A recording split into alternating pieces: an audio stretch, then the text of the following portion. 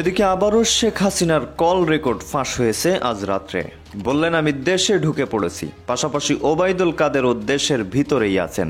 হঠাৎ যেন দীর্ঘ 7 মাসের সব ধারণা ভুল হতে চলেছে দেশের মানুষের। পালিয়ে যাননি ওবায়দুল কাদের, বললেন সাংবাদিক ইলিয়াস। শেখ হাসিনার দেশে ঢুকার কথা শুনে সারা দেশের রাজপথে নেমে পড়েছে আওয়ামী লীগের নেতাকর্মীরা। রক্ষা পাবে না হয়তোবা ডক্টর ইউনূস সহ উপদেষ্টা পরিষদ। ওবায়দুল কাদের এখনো বাংলাদেশে আছে, আমি খুব বিশ্বস্ত সূত্র থেকে এটা জেনেছি। আমাকে সেই অফিসার বলছে, আমরা দীর্ঘদিন পরে বোধহয় এরকম একটা কর্মসূচি দিতে আমরা বাধ্য হচ্ছি, কারণ আজকে বাংলাদেশের যে দুরবস্থা, চরম ভাবে মানবাধিকার। সৈনিকেরা প্রস্তুত হয়ে যাও, এবার বিজয়ের পতাকা হাতে তুলে নেওয়ার সময় এসে গেছে। কে কোন মুরগি খাবে সিদ্ধান্ত নিয়ে নাও। দর্শক, দেশ প্রবাস দূরে কিংবা কাছে বসে যারা আমাদের দেখছেন, আশা করি সবাই ভালো আছেন। দর্শক, এই মুহূর্তে পাওয়া এবছরের সব থেকে গরম এবং ভাইরাল বা অবাক করা নিউজ আপনারা শুনতে চলেছেন। ওবায়দুল কাদের এবং শেখ হাসিনা বাংলাদেশেই আছে, এবং শুনে আপনারা অবাক হচ্ছেন। এই কথাটি আমরা বিশ্বস্ত সূত্র থেকে পেয়েছি, সাংবাদিক ইলিয়াস। শুরুতে আপনারা শিরোনামে দেখেছেন যে ওবায়দুল কাদের বাংলাদেশে আছে, এমন একটা স্থানে আছে যে পুলিশ জানে। কয়েকজন পুলিশ সে ডক্টর ইলিয়াসকে ভিডিও করতে বলেছিল যে পুলিশ যে কোনো কারণে পারছে না তাকে গ্রেপ্তার করতে, পাশাপাশি শেখ হাসিনাও বাংলাদেশে ঢুকে পড়েছে। দর্শক, এই কথাটা আমি বলছি না, শেখ হাসিনা নিজেই বলছে আমি বাংলাদেশেই আছি। কিভাবে বলতেছে আপনারা জানেন। 5 আগস্টে শেখ হাসিনা পালিয়ে যাওয়ার কথা যদিও আমরা শুনেছি, হেলিকপ্টার দেখেছি, আসলেও কি ওই হেলিকপ্টারে শেখ হাসিনা ছিল এটার কিন্তু কোনো প্রমাণ নেই। পাশাপাশি শেখ হাসিনার কল রেকর্ড ফাঁস হয়েছে রাত্রে, যে তিনি বলেছে আমি বাংলাদেশেই আছি। দর্শক, কথা না বাড়ে চলুন আমরা বিস্তারিতভাবে সেই কল রেকর্ড শুনে আসি যে শেখ হাসিনা কী বলেছে, যে তিনি বাংলাদেশে আছে বা তিনি পালিয়ে যাননি। দর্শক, আসলে ভিডিওটি দেখে আমিও অবাক হলাম যে কি বলল শেখ হাসিনা এবং কি বলল ইলিয়াস, যে ওবায়দুল কাদেরও বাংলাদেশে আছে। তাহলে যারা পালিয়ে গেল, বড় বড় টিভি চ্যানেলে আমরা নিউজ দেখলাম, তাহলে কি সেগুলো মিথ্যা? তো চলুন আমরা নিজ কানেই আমরা শুনে আসি। তো দর্শক, এই বিষয়ে আপনাদের মতামত লাইক করবেন, শেয়ার করবেন এবং চ্যানেলটি সাবস্ক্রাইব করবেন। তো দর্শক, চলুন স্ক্রিনে। ওবায়দুল কাদের এখনো বাংলাদেশে আছে, আমি খুব বিশ্বস্ত সূত্র থেকে এটা জেনেছি। আমাকে সেই অফিসার বলছে যে ইলিয়াস ভাই, আপনি একটু আপনার ইউটিউব চ্যানেলে বলেন, বললে তাহলে আমরা কাজ করতে সুবিধা হবে। আপনারা বলে ফেললে তখন আর মানে অফিসাররা চায় কিন্তু করতে পারে না, এখনো তাদের পেছনে কোনো একটা আতঙ্ক আছে। আমি মনে করি এইসব জায়গাগুলোতে অনেকেই চায় কিন্তু করতে পারছে না। আমাদের প্রেশার গ্রুপ হিসাবে মাঠে থাকতে হবে। আমরা দীর্ঘদিন পরে বোধহয় এরকম একটা কর্মসূচি দিতে আমরা বাধ্য হচ্ছি, কারণ আজকে বাংলাদেশের যে দুরবস্থা, চরম ভাবে মানবাধিকার লঙ্ঘন করে যাচ্ছে, তার উপর রাষ্ট্র চালাতে সম্পূর্ণভাবে ব্যর্থ। এমনকি প্রত্যেকটা জিনিসের দাম বেড়ে গেছে। আমরা এই জুন মাসের 30 তারিখে 7,97,000 কোটি টাকার বাজেট দিয়ে আসলাম, অথচ 4-5 মাসও গেল না। টাকা নাই, পয়সা নাই, এমনকি আমাদের সোশ্যাল সেফটি নেটের যত কাজ, বয়স্ক ভাতা, বিধবা ভাতা, প্রতিবন্ধী ভাতা সব বন্ধ করে দিয়েছে। একদিকে জনগণের উপরে ট্যাক্স বসাচ্ছে, অপরদিকে আমাদের সেই সুদখোর ক্ষমতা দখল করে ইউনূস সাহেব সবার উপরে ট্যাক্স বসাচ্ছেন। আবার সবাইকে বলে ট্যাক্স দিতে। বাবা, তুমি নিজে ট্যাক্স দাও না, আবার অন্যকে ট্যাক্স দিতে বলো, এটা কোন ধরনের কথা? একটা লজ্জা বলেও তো একটা কথা থাকে। কাজে এই অবস্থায় এদেরকে ছেড়ে দেওয়া যায় না। এই অন্যায়ের বিরুদ্ধে প্রতিবাদ করতে হবে এবং সবাইকে এক হয়ে থাকতে হবে। আর যে কর্মসূচি আমরা দিয়েছি সেই কর্মসূচি সফল করতে হবে, কারণ রাষ্ট্র চালাতে সম্পূর্ণভাবে ব্যর্থ। একটা ক্ষুদ্র ঋণ দিয়ে গরিবের কাছ থেকে অর্থ চুষে নেওয়া, অতিরিক্ত সুদ নিয়ে নেওয়া আর রাষ্ট্র চালানোর মধ্যে তফাৎ আছে। আজকে তারা যে সরকার চালাচ্ছে ইউনূস সাহেব, তাতে মনে হচ্ছে যে রাষ্ট্র চালাতে না, জনগণের সম্পদ লুটপাট করতে ক্ষমতা এসেছে। আর তাদের সব থেকে বড় শত্রু হয়ে গেছে আওয়ামী লীগ। ছাত্রলীগ ব্যান করে, ছাত্রলীগ ব্যান করবার সে কে?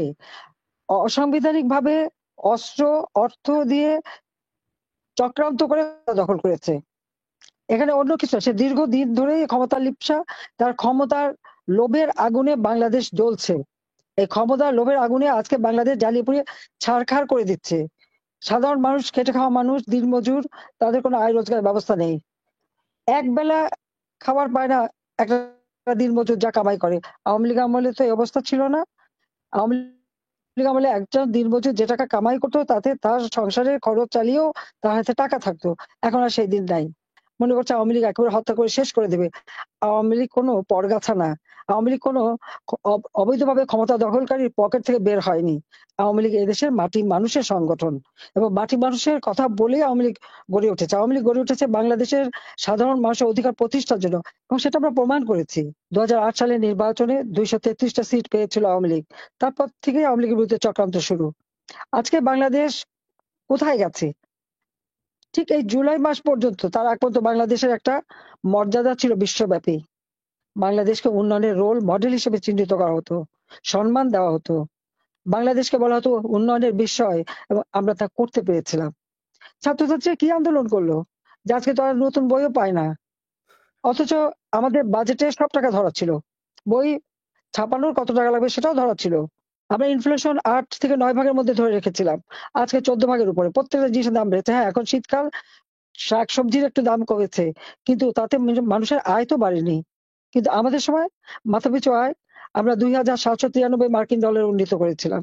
আজকে সেই নোবেল লরেট ইউনূস সাহেব ক্ষমতায় এসে সেই প্রবৃদ্ধি ওই একই প্রান্তিকে কমিয়ে এনে 1.8 ভাগে নামিয়ে আনে। দেশকে এগিয়ে নিয়ে যেতে দেয়নি, পিছিয়ে দিচ্ছে। একের পর এক ব্যাংক বন্ধ হয়ে যাওয়ার উপক্রম, শেয়ার মার্কেটের টাকা সব লুটপাট। আর বাজেটে যত টাকা রেখে এসেছিলাম আমাদের সামাজিক নিরাপত্তা, ছেলে মেয়েদের বই, বৃত্তি উপবৃত্তি, বা বয়স্ক ভাতা, বিধবা ভাতা, প্রতিবন্ধী ভাতা, মুক্তিযোদ্ধা ভাতা থেকে শুরু করে দেশের উন্নয়নে যতগুলি কাজ আমরা করে যাচ্ছিলাম, সেই অর্থ সম্পদ সবই লুটপাট করে নিয়ে যাচ্ছে। গ্রামীণ ব্যাংকের টাকা পাচার করেছে, গ্রামীণ ফোনের টাকা পাচার করেছে, এখন আমাদের বাজেটের টাকাও পাচার, এবং মানুষের অর্থ আত্মসাৎ, তার উপর ভ্যাট ট্যাক্স সবকিছু দিয়ে মানুষের পকেট খালি এবং ইউনুসের পকেট ভারী। এটাই তারা করে যাচ্ছে। আজকে একটা কথা বলবো, ডক্টর ইউনুস, তার ভাই, ব্রাদার, বোন, তাদের ভাগ্নে, ভাতিজা যে যেখানে আছে, কার কত সম্পদ বাড়লো এটা হিসাব নিতে হবে। উপদেষ্টা মন্ডলী, তাদের এবং তাদের পরিবার, স্ত্রী অথবা স্বামী অথবা ভাই, ব্রাদার, ছেলে মেয়ে, কার কত বেশি সম্পদ হয়েছে সেটা দেখতে হবে। যারা তার ওই চেলা চামুন্ডা ছিল, সমন্বয়করা, তাদের এই 4-5 মাসের মধ্যে কত সম্পদের মালিক হলো তারা। তাদের বাপ, ভাই, আবার নতুন নতুন বিয়েও করেছে, শ্বশুর বাড়ি কত টাকা কামাই করলো, এই সব কিছু আজকে খোঁজ করে বের করতে হবে সবাইকে। 1 কোটি পরিবারের জন্য টিসিবির কার্ড করে দিলাম, মাত্র 30 টাকা কেজিতে চাল কিনতে পারবে। 20 লক্ষ মেট্রিক টন চাল তো আমি রেখে এসেছি, তা চাল গেল কোথায়? কি করছে সেগুলি? যে আজকে চাল দিতে পারবে না, খাবার দিতে পারবে না, তাহলে ক্ষমতায় থাকা কিসের জন্য? শুধু নিজেরাই খাবে। ওই যমুনায় বসে বসে চর্বচর্য লেজ্জ পেয়েও নিয়ে সুখ করে খেয়ে যাবেন, আর আমাদের গরিব মানুষ ডাস্টবিনের কাছ থেকে খাবার কুড়িয়ে খাবে। এটা সহ্য করা যায় না। এই ইউনূস সরকারের কোনো অধিকার নাই এই ভ্যাট ট্যাক্স দেওয়ার। ভ্যাট ট্যাক্স দিতে হলে আইন কোথায়, পার্লামেন্টে পাস করতে হয়, উড়ে এসে জুড়ে বসে দেওয়া যায় না। আজকে অবৈধভাবে ক্ষমতা দখল করেছে অবৈধ সরকার, যা কিছু নির্দেশ দেবে সবই অবৈধ, এবং এই অবৈধ কার্যক্রমের জন্যই, মানে মানুষের অধিকার কেড়ে নেওয়ার জন্য, মুখের খাবার কেড়ে নেওয়ার জন্য একদিন এদের শাস্তি পেতে হবে। প্রতিনিয়ত মানবাধিকার লঙ্ঘন করবার জন্য শাস্তি পেতে হবে। কাজে এই শাস্তি অবশ্যই তাদের হবে ইনশাআল্লাহ, এবং সেদিন বেশি দূরে না, এটুকু আমি বলতে পারি। আমি আছি, হ্যাঁ জানি। 5ই আগস্ট তাদের একটাই লক্ষ্য ছিল, আমাদের 2 বোনকে হত্যা করা। 15ই আগস্ট আমরা বিদেশে ছিলাম, হত্যা করতে পারেনি। সেই খুনিদের অসমাপ্ত কাজই তারা করতে চেয়েছিল, কিন্তু আল্লাহ রাব্বুল আলামিন এবং দেশের মানুষ, আমার পার্টির নেতাকর্মী তো বারবার আমাকে বাঁচিয়ে আনে। 21 আগস্ট গ্রেনেড হামলা থেকেও আমাকে বাঁচিয়েছিল, কারণ কিছু কাজ বাকি ছিল। যুদ্ধ অপরাধীদের বিচার, জাতির পিতার হত্যাকারীদের বিচারের রায় কার্যকর করা, এবং দেশকে উন্নত করা। এই অভিশাপ থেকে দেশকে মুক্ত করেই আমরা বাংলাদেশকে উন্নয়নশীল দেশে উন্নীত করেছিলাম। আজকে আমাদের লক্ষ্য 2041 সালের মধ্যে বাংলাদেশ হবে উন্নত, সমৃদ্ধ, স্মার্ট বাংলাদেশ। বাংলাদেশের মানুষ আজকে সব থেকে কষ্টে আছে, বাংলাদেশকে পিছিয়ে দিয়েছে অনেক দূর, সেখান থেকে আবার বাংলাদেশকে এগিয়ে নিয়ে যেতে হবে। আর এই কাজটা বাকি আছে বলেই বোধহয় খোদা আমাদেরকে বাঁচিয়ে রেখেছেন। কাজে আমি যত দূরেই থাকি, আমার মনটা বাংলাদেশেই পড়ে আছে, আর আমি বাংলাদেশেই আছি। কোথায় আমি থাকলাম সেটা বড় কথা না, কিন্তু আমার বাংলাদেশটা এবং বাংলাদেশের জনগণের পাশে আমি আছি, সেই বার্তাটাই দিতে চাই। আর এই অন্যায় অবিচার থেকে বাংলাদেশের মানুষকে ইনশাল্লাহ মুক্ত করব। কাজে এই আন্দোলনের যে কর্মসূচি আমরা দিয়েছি, তোমরা প্রত্যেকের ঘরে ঘরে যাবে এবং আমাদের বার্তাটা পৌঁছে দেবে, এবং তাদের সকলের সুখ দুঃখের সাথী হবে, এটাই আমি চাই। করে যাচ্ছে আজকে সংবিধান সংস্কার করতে চাই, এত বড় দুঃসাহস যে ওই সংবিধানে হাত দেয়। লাখো শহীদের রক্তের বিনিময়ে আমরা স্বাধীনতা পেয়েছি। জাতির পিতা বঙ্গবন্ধু শেখ মুজিব মাত্র 10 মাসের মধ্যে সংবিধান আমাদের দিয়েছেন।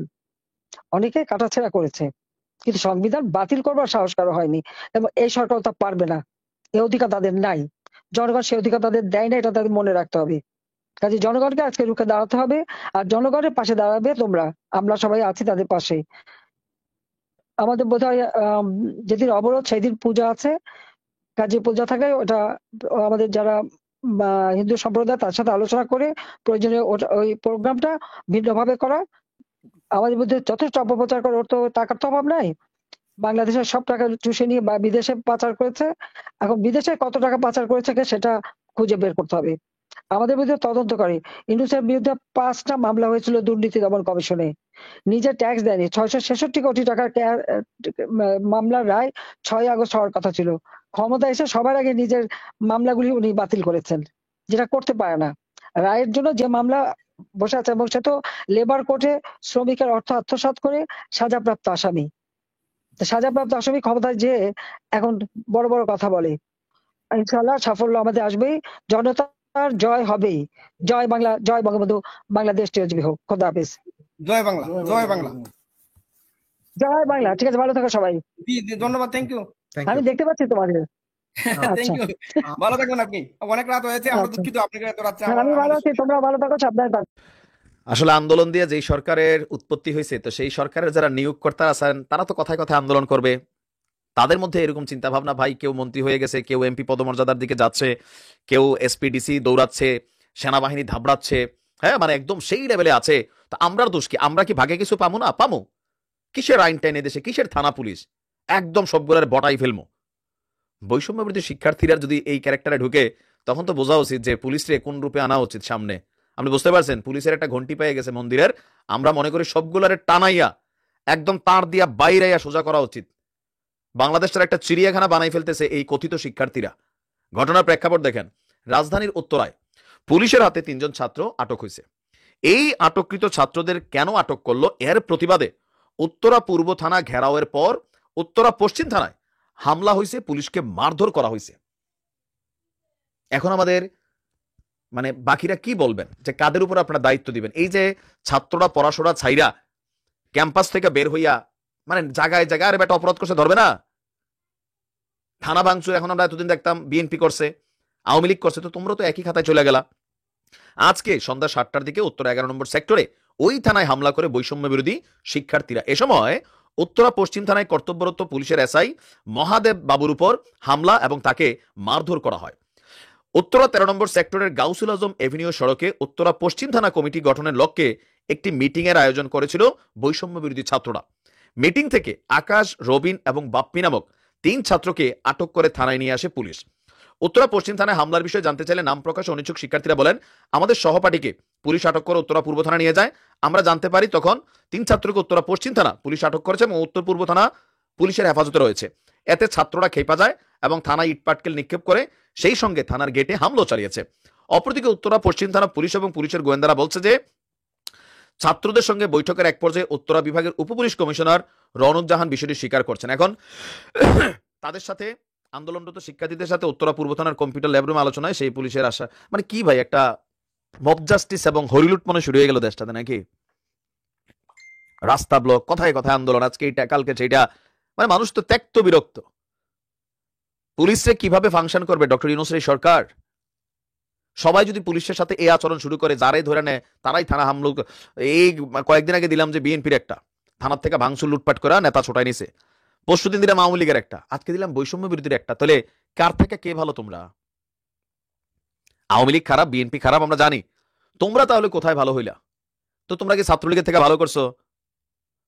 ছাত্র দলের থেকে তোমরা ভালো কাজ করছো? তোমাদের উপরে জাতি আস্থা রাখবে, তোমরা রাজনৈতিক দল করবা, তোমরা বৈষম্য বিরোধী করবা, নিজেরা দেশটার একটা বাপের রাজত্ব তৈরি করে ফেলছো। শেখ হাসিনা যা করতো তোমরা এর থেকে কোন অংশে এই মুহূর্তে কম করতেছো? কথায় কথায় এর মুখ বন্ধ হবে, সেই দেশদ্রোহী হয়ে যাবে, মতের বিপরীতে গেলেই তার উপরে মব জাস্টিস তৈরি হচ্ছে। মানে কি রে ভাই? আইন আছে, তোমাদের দেওয়া সরকার আছে, এটাকে ফলো করতে হবে, সিস্টেম মানতে হবে, গায়ের জোরে সবকিছু। ওই যে ডিম পারে হাসে, খায় বাগদাসে, বিষয়টা হয়ে গেছে এরকম। এই বৈষম্য বিরোধী শিক্ষার্থীরা বাংলাদেশের চেহারা বদলাবে, এদের কারুর মধ্যে এখন আর এই ধরনের আস্থা মানুষের তৈরি হওয়ার সুযোগ আছে? এরা যা শুরু করছে, এগুলা একটা হতাশাজনক চিত্র আমরা দেখছি। তোমরা আইনকে মানতে হবে, তখন আরো 10 জন মানবে। আগের তারা মানে নাই, তোমরাও মানো না, তো কে মানবে ভাই? ভালো থাকুন। তো দর্শক দেখলেন খুব গুরুত্বপূর্ণ প্রতিবেদন। এতক্ষণ আমাদের সাথে থাকার জন্য সবাইকে ধন্যবাদ জানাচ্ছি। দর্শক দেখছিলেন এবং শুনছিলেন শেখ হাসিনার সেই কল রেকর্ডটি, তিনি কি বলেছেন, এবং সাংবাদিক ইলিয়াস ভাইয়ের সেই কথাগুলো শুনেছেন। যেহেতু আমরা তেনার পুরো ভিডিও আমরা সার্চ করেও পাইনি, তবে যতটুকু পেয়েছি আমরা দিয়েছি যে ওবায়দুল কাদের দেশে আছে, পালিয়ে যাননি। যদিও বড় বড় নিউজ চ্যানেল তারা হয়তো বা ভিউজ কামানোর জন্য মাঝে মাঝে আজগুজবি খবরগুলো দেই, তো জানি না নিউজ চ্যানেলের কথাগুলো মিথ্যা নাকি শেখ হাসিনার কথা মিথ্যা। দর্শক এখন আপনাদের কি মনে হয়, আসলে শেখ হাসিনা ওবায়দুল কাদের কি পালিয়ে গিয়েছেন নাকি দেশের ভিতরেই কোথাও ঘাপটি মেরে আছে? দর্শক আপনারা একটা জিনিস খেয়াল করেছেন কিনা জানি না, শেখ হাসিনা পালিয়ে যাওয়ার পর থেকে ভারত থেকে আমরা শুনেছি তার কল রেকর্ড ভাইরাল হয়েছে, কিন্তু ভারতে যে আছে তার কোনো ভিডিও বা ভিডিও কল রেকর্ড আমরা দেখিনি। তাকে এরকম কিন্তু কেউ দেখতে পারেনি। আসলেই বাংলাদেশে আছে কিনা তদন্তের পরেই দেখা যাবে।